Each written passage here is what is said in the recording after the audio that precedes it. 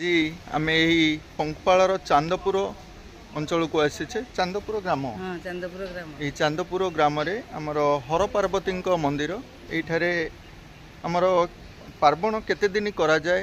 आ माँ पीठ रे कहीं आम ये पार्वण पालन करवा से विषय आस माँ कथा है पीठ शक्तिपीठ माँ मान सब पीठ अच्छी माँ तो 10 अवतार आज्ञा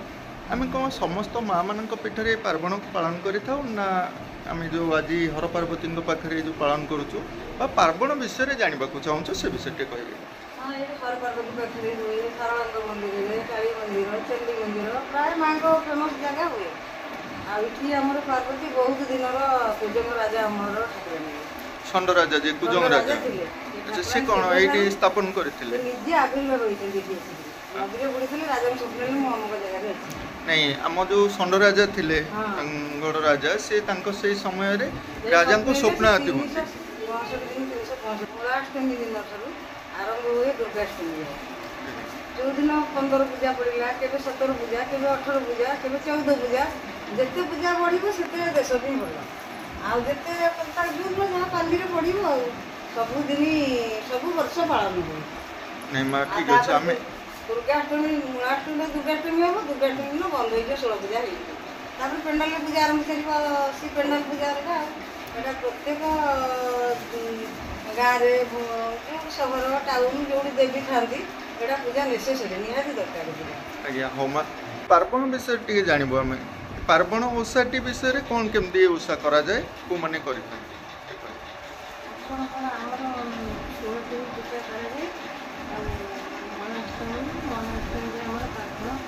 मंदिर पीठे पूजा चंडी हुए भल सब रोसे भल भल सब पार्वण आमर केते दिन धरी पालन कर 16 दिन 17 दिन वर्ष जमी जहाँ पड़ा नहीं माँ ठीक अच्छे आम पूजा कौ पर्यटन महाष्टमी पर्यटन 15 दिन आउ गोटे दिन नवमी पूरा दिन पूर्णा होती हुए गोटे दिन 16 पूजा नहीं पार्वण जो आम रखिले पार्वण आम 16 दिन धरिकी आम पालन करुचे तो अच्छा से पर्व पालुथिबारु पार्वण पर्वटी जो रहिला आमर 10 भुजांग उपरे बा से पार्वती से दुर्गा से जो अवतार नहीं तेणु करके यही मसरे बा ये पार्वण समय से धरापृष्ठ को आसती समस्त सुख कामना कर 16 दिन पर पुणी मृत्यु डेली डेली आसवे प्रत्येक बाहन आसवे पूजा अर्पण निजे देखिए बुलिए चाहिए पुणी मृत्यु सबुदिन माँ बाहन कौन आज्ञा बाहन सिंह 16 दिन 16 बाहन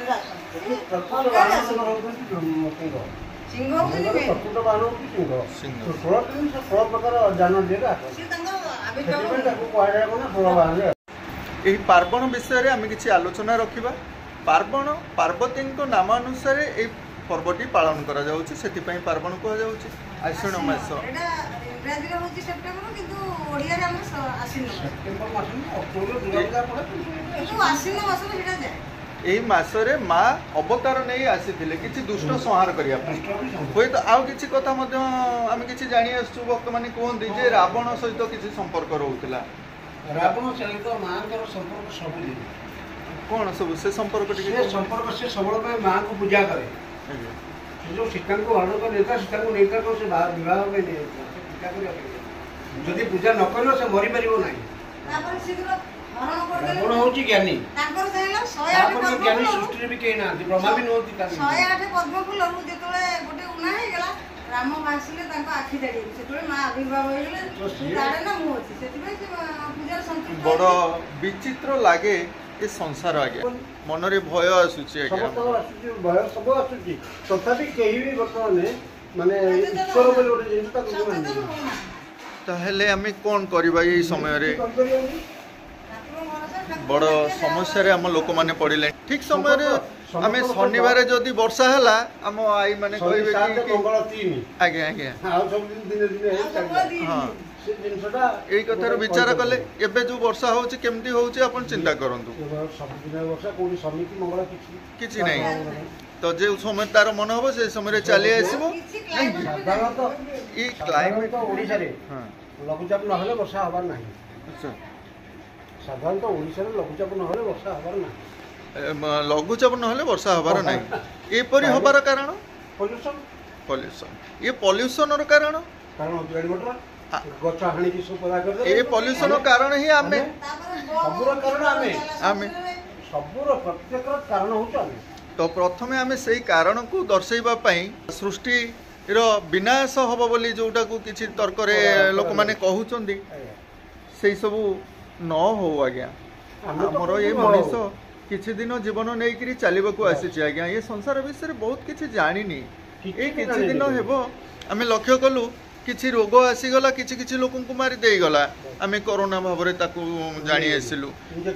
आज्ञा तो से वैक्सीन माध्यम आमर ये जो पार्वण सब आम पालुचे पूजा करुचे माँ कि आम देवादेवी कौन माने आम से भक्ति करें आज्ञा माँ कि आमर प्रभु आसिक से सब को रोकी पारे कहीं कहीं आज्ञा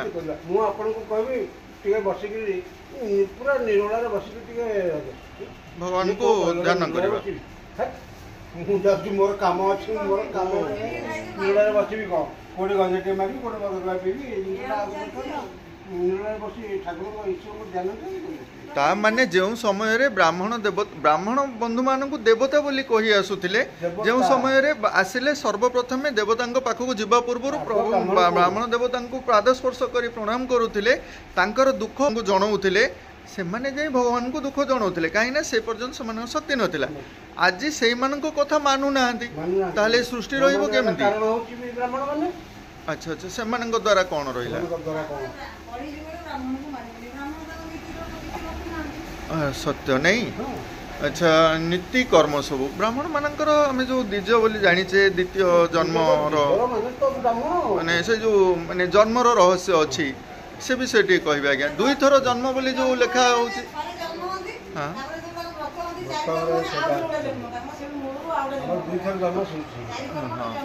चारि कर्म हुए व्रत यज्ञ पवित्र ग्रहण करेंगे धारण करेंगे से चारि कर्म रे माता गर्भ ठारू अछि से कर्म पूजा पाठ सब होला परे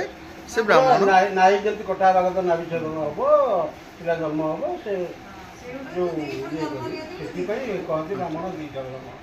अच्छा कहीं वर्तमान देखा जाउची आमे तो वर्ण संकर ना हूं वर्तमान कहीं ना आमर ब्राह्मण बंधु मान तो चाकरी करुचंदी ना आमर जो समय रे थिला से समय तो आम बाहरी आसिले तेणु आम पिला माने जेते उच्च शिक्षित हेबे जेते बड़ बड़ पद पदवी रे रहिबे आमे सेति पई चिंताशील सदा सर्वदा सेते धनी ही परिबा किंतु ए जो ईश्वर भक्ति का कमी करू हां काहे कि आम सब भक्त बा सदा माने काहे करिवेनी हमें तो मानू नै आपण मत कहबो तो मु से कथा तो सुनिबी नाही तो आपण कोन करिवे ठीक अच्छे आज्ञा ताहेले मालिका विचार सत्य हैला बोली हमकु लागुची काहेकि से कही जाइथिले शूद्र घरे जन्मिबे कल्की तो से शूद्र घरे जन्म लाभ कला परे ये सब व्यवस्था को डेवलप करेंगे से कारण कौन ये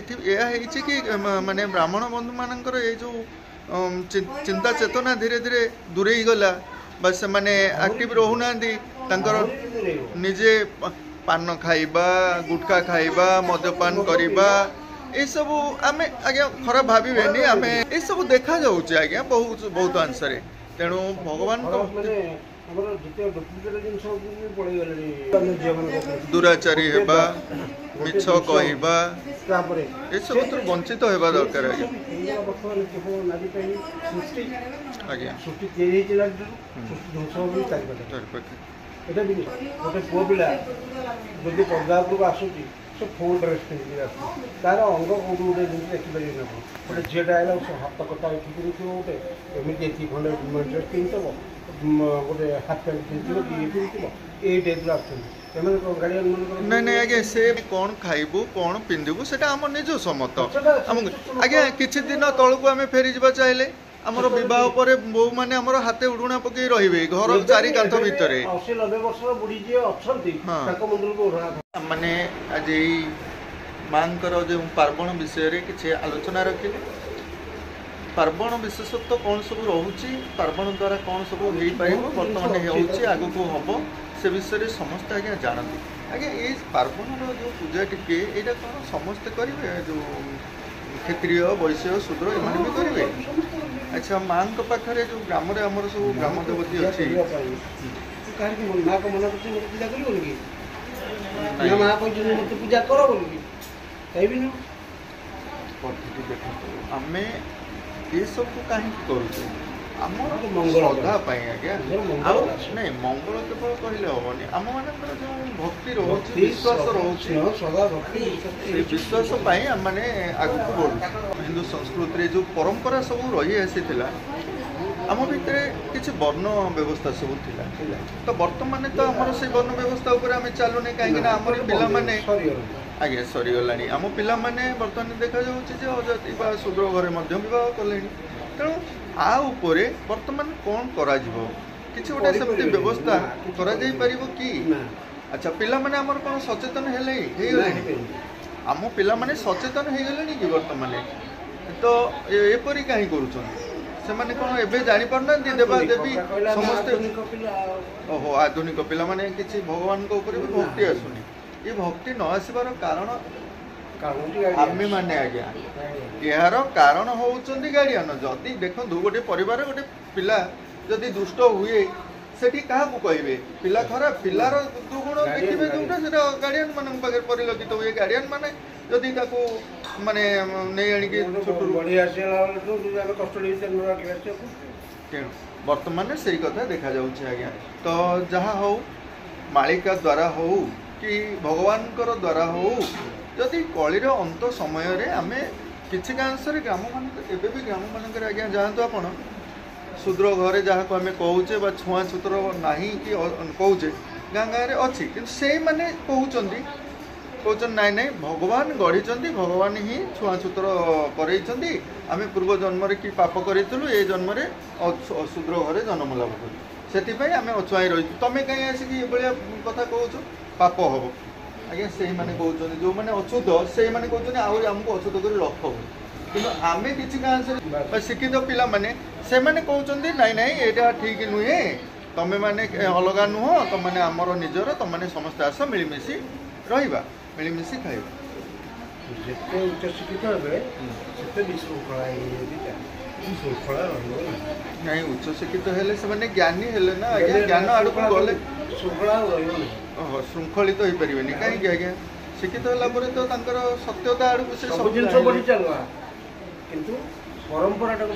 ଓହୋ ଯେଉଁ ପରମ୍ପରା ରହିଥିଲା ସେ ବିଶ୍ୱାସ କରିବା ନ କରିବା ସେମାନଙ୍କ ଉପରେ ନିର୍ଭର କରୁଛି। ହଁ ଏହି ପାର୍ବଣରେ ଆମର ଚାନ୍ଦପୁର ପଙ୍କ୍ପାଳର ଆସିଥିଲେ, କିଛି ଜାଣିଲେ ମାଆଙ୍କ ବିଷୟରେ, ପୂଜକଙ୍କ ସହ ଆଲୋଚନା ରଖିଲେ। ଆଉ କିଛି ବନ୍ଧୁମାନେ ଆମର ଅଛନ୍ତି ଏଠି କିଛି ଜାଣିବା। ଆଜ୍ଞା ଏଇ ଯେଉଁ ପାର୍ବଣ ସମୟ ପୂଜା ଅର୍ଚ୍ଚନା ହୁଏ ନା ଆଉ କିଛି ଆମେ ଯେଉଁ ଭକ୍ତମାନେ ଆସିଥାନ୍ତି କିଛି ମାନସିକ କରି ବା କିଛି ଅଧିକା ପଡ଼ିଥାନ୍ତି ମାଆଙ୍କ ପାଖରେ କିଛି ରୋଗ ଭଲ ହେବା ପାଇଁ, ଏ ସ୍ଥାନରେ ସେମିତି କିଛି ପରିଲକ୍ଷିତ ହେଉଛି ଆଜ୍ଞା? ପାର୍ବଣ ବି ତାର ମାନେ ନୁହଁ, ଆମ ଏଇ ଠାକୁର ହେଉଛି ବଡ଼ ଦେବାଦେବୀ ଠାକୁର, ଯାହା ହେଲେ ବି ଆମର ଏଇ ହରପାର୍ବତୀଙ୍କ ମନ୍ଦିର ଆମେ ଦେଖି ଆସୁଛେ, ଏହା ବହୁତ ପୁରାତନ ଆଉ ରାଜାଙ୍କ ସମୟର ମଧ୍ୟ ଆମେ ଯାହା ଶୁଣି ଆସିଲୁ ନାଇଁ କି? କୁଜଙ୍ଗ ରାଜାଙ୍କ ସମୟରେ ହରପାର୍ବତୀଙ୍କର ଏ ମନ୍ଦିରଟି ହେଇଥିଲା। ସେଇ ସମୟରୁ ଆଜି ପର୍ଯ୍ୟନ୍ତ ଏଇସବୁ ଚାଲି ଆସିଛି ଆଜ୍ଞା। ଆପଣମାନଙ୍କର ଘର ଏଇ ପାଖାପାଖି ତ ଏ ପାଖାପାଖି। ଆମେ ଆଉ କିଛି ଜାଣିବା ଆଜ୍ଞା, ଆମର ବର୍ଣ୍ଣ ସଂସ୍କରଣ ଉପରେ, ଆମର ଯେଉଁ ଜାତି ପ୍ରଥା ଉପରେ ଏ ଗ୍ରାମରେ କ'ଣ କେମିତି ଅଛି? ଯେଉଁ କିଛି ବନ୍ଧୁମାନଙ୍କୁ ଯେଉଁ ଛୁଆଁଛୁତ ବାରଣ ସବୁ କରାଯାଉଥାଏ ସେଇ ରୂପରେଖରେ ଏଇ ଗ୍ରାମରେ ବା ଏଇ ଚାନ୍ଦପୁରରେ କିଛି ଅଛି ସେମିତି ବ୍ୟବସ୍ଥା? ଆଉ ଏଣିକି ନାହିଁ, ଆଗରୁ ଯାହା ଭାଇ ଥିଲା ମାନେ ଯାହା ବନ୍ଧୁମାନେ ଆପଣମାନେ ଥିଲା ଆଗରୁ, ଏବେ ଧୀରେ ଧୀରେ ତାହା ଲୋପ ଆଡ଼କୁ ଯାଉଛି। ଯେହେତୁ ପୁରୁଣା ଲୋକମାନେ ଆମର କିଛି ଅଛନ୍ତି ସେଥିପାଇଁ ତାହା ବର୍ତ୍ତମାନ କିଛି ଅଂଶରେ ରହୁଛି, ଆଉ କିଛି ଦିନ ପରେ ଏହା ଲୋପ ପାଇଯିବ। ଆମ ଲୋକମାନେ ଶିକ୍ଷିତ ହେଲେ ଆଜ୍ଞା, ଶିକ୍ଷିତ ହେଇଗଲେଣି ନାଇଁ କି?